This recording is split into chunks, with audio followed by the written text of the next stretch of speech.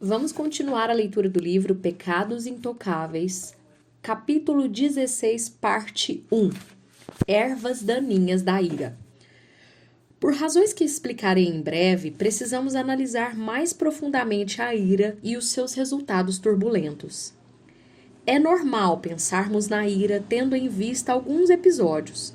Ficamos com ira e depois nos acalmamos. Às vezes, pedimos desculpas à pessoa com quem nos enfurecemos e outras vezes deixamos passar batido. Mas de algum modo, a outra pessoa, com ou sem pedido de desculpas, supera a postura defensiva, seja ela uma contestação furiosa ou um ressentimento guardado na alma. E a vida continua. O relacionamento foi arranhado, mas não desfeito. Não é um jeito fantástico de viver com alguém, contudo é tolerável. Essa parece ser a maneira de muitos cristãos enxergarem o pecado da ira. Aceitam-na como parte da vida. No entanto, a Bíblia não é tão complacente com a ira. Pelo contrário, manda que seja eliminada de nossa vida, conforme Efésios 4:31 e Colossenses 3:8. Se você examinar esses versículos, descobrirá que em cada um deles, a ira está associada a pecados horríveis como amargura, reclamação, calúnia, maldade e conversa obscena. Também está incluída na lista de pecados repugnantes de 2 Coríntios 12:20. É óbvio que a ira não anda bem acompanhada e normalmente se associa ao que consideraríamos pecados sérios, podendo até mesmo nos fazer cair em alguns deles. Mas como entender o versículo que diz: irai-vos e não pequeis, não se ponha o sol sobre a vossa ira, conforme Efésios 4:26?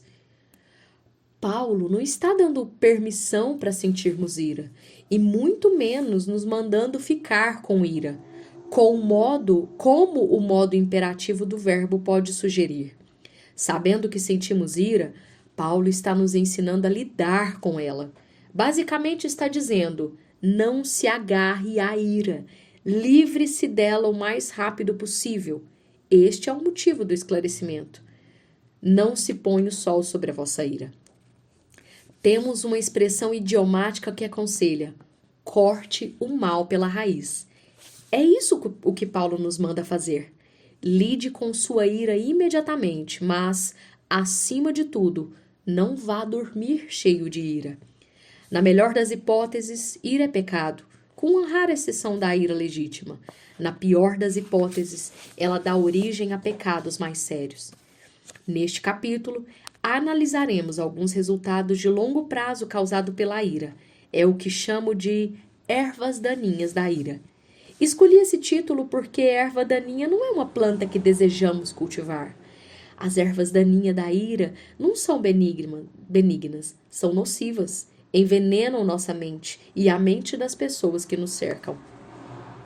Quais são algumas ervas daninhas que brotam da fermentação da ira? Ressentimento. Ira é guardada no peito. Ela brota no coração da pessoa que foi maltratada e acha que não pode fazer nada a respeito da situação. Um funcionário que é injustiçado pelo chefe, mas não ousa enfrentá-lo e internaliza a ira em forma de ressentimento. Uma pessoa talvez reaja da mesma forma em relação ao marido controlador. Pode ser mais difícil lidar com o ressentimento do que com a ira clara e evidente, porque, em muitos casos, a pessoa continua lambendo as feridas e relembrando a injustiça que sofreu. A amargura é ressentimento que se transformou em animosidade contínua. Enquanto o ressentimento pode se dissipar com o tempo, a amargura continua a crescer e a apodrecer, aumentando o grau de indisposição. Por deixarmos de lidar com a ira inicial, a amargura é quase sempre uma reação de longo prazo a um erro real ou imaginário. Um líder interveio numa situação que envolvia uma adolescente de sua igreja. O pai da garota achou que o líder não soube lidar bem com a circunstância. Em vez de tentar resolver a questão, O pai ficou com ira e, por conseguinte, amargurado. Nas palavras do pastor, ele se consumia em amargura. O pai disse ao pastor: "Eu perdoei aquele irmão, todavia não quero mais papo com ele." É evidente que ele não perdoou. O perdão verdadeiro resulta em relacionamento restaurado e não em animosidade permanente. O homem estava consumido pela amargura, porém, seu farisaísmo não lhe permitia enxergar isso. Tudo o que conseguia ver era o erro real ou imaginário cometido pelo líder, e o pai continuou acalentando a amargura. Como esse episódio ilustra a amargura, a amargura é um sentimento frequente na igreja. Alguém é maltratado de alguma forma ou acha que foi maltratado. Em vez de buscar resolver a questão, a pessoa deixa o ressentimento inflamar e transformar-se em amargura, com o passar do tempo. Talvez a pessoa tenha buscado resolver a questão, mas o oponente não quis saber de conversa. Pode ser que tenha procurado um dos líderes da igreja e este fez pouco caso do assunto e despediu-a, deixando claro que o problema era todo dela. Não importa se a desfeita foi real ou imaginada. A amargura nunca é uma opção bíblica.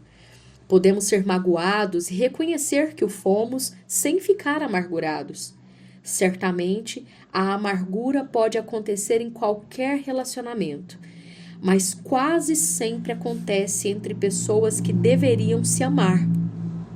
Referi-me à família da igreja. É isso que somos. Somos irmãos em Cristo, irmãos e irmãs de famílias biológicas, porém, também ficam amargurados uns com os outros. Um filho ou uma filha talvez ache que os pais gostem mais do outro irmão do que dele, e sua percepção pode estar correta. Entretanto, se o filho é cristão, não deve abrigar esse sentimento a ponto de o rancor ser transformado em amargura. Muitas vezes, irmãos adultos ficam amargurados porque acham que saíram perdendo na divisão da herança da família. Repetindo, a amargura não é uma opção para quem deseja seguir a Cristo. Aqui vai um apêndice.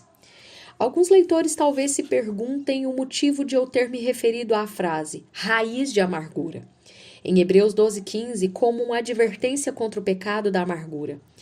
A expressão é uma referência a Deuteronômio 29:18 e à frase raiz que produza veneno e fel, que no texto fala de rebeldia interior, no coração, contra Deus. Em Hebreus 12:15, o autor usa a expressão de Deuteronômio como advertência contra a apostasia e não contra a amargura produzida por ressentimento contínuo. Voltamos ao texto. Inimizade e hostilidade são palavras praticamente sinônimas e denotam um nível mais elevado de má vontade ou animosidade do que o produzido pela amargura. Enquanto a amargura pode, de certo modo, ser acompanhada de comportamento civilizado, geralmente a inimizade ou a hostilidade se mostra abertamente. Quase sempre a pessoa faz isso denegrindo ou descendo a lenha no objeto de sua hostilidade. Além disso, embora a amargura possa ser abrigada no coração, a inimizade ou a hostilidade geralmente espalha seu veneno de modo a atingir outras pessoas. Ódio, furor contra alguém, é mencionado várias vezes na Bíblia, conforme Gênesis 27, 45, capítulo 27, verso 41, Gênesis capítulo 50, verso 15, Levítico, capítulo 19, verso 18, Salmo 55, verso 3, Miqueias,